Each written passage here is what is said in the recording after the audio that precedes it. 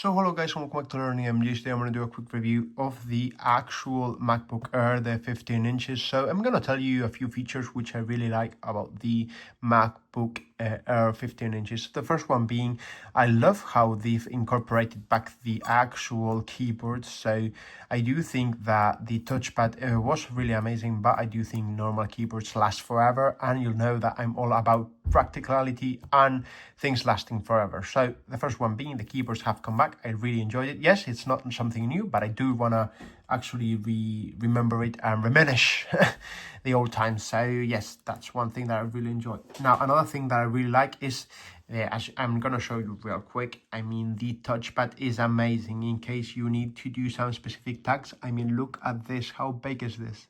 I do think that it's amazingly proportional to the keyboard, so it doesn't look like if it were real big, but I do think that this is something really, really interesting to know about. Now, other than that, I do think that the actual keyboard, you know, I'm a 14 inches fan gang, so I do think that 15 is a little bit too much. But if you are willing to use it to, let's say you're working on a desktop at 9 to 9 and you leave it there at your job, then I do think that it's worth a try.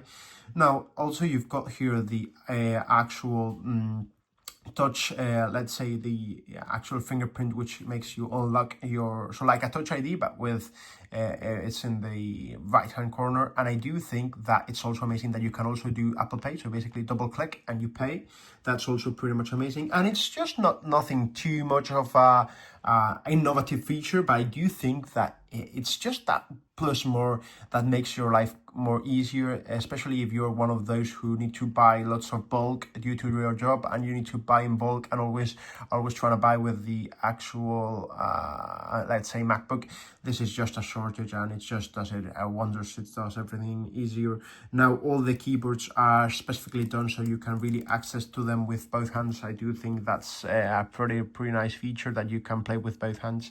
And also I do think that each time Apple does a new product, they do it better than before. A subscriber said the other day, 2025 will be better, but 2026 will be better, 2025, 2027 will be better, and that's true. Everything will be better as time passes, and Apple shows us every single day. Now, the perks of this model in particular, I always tell you about it. It's one of them being that you only get the actual USB-C and the charging mechanism, but you do not get HDMI or USB-C's normal. You get USB-C. You don't get just USB. So that's an issue I would rather like that they had redone beforehand. Now, currently, the current models, the current MacBook Pro have that sorted, but I do think that's something that I always like to talk about. Now, also the luminosity of this actual keyboard is amazing. I do think that they've done a great job over that.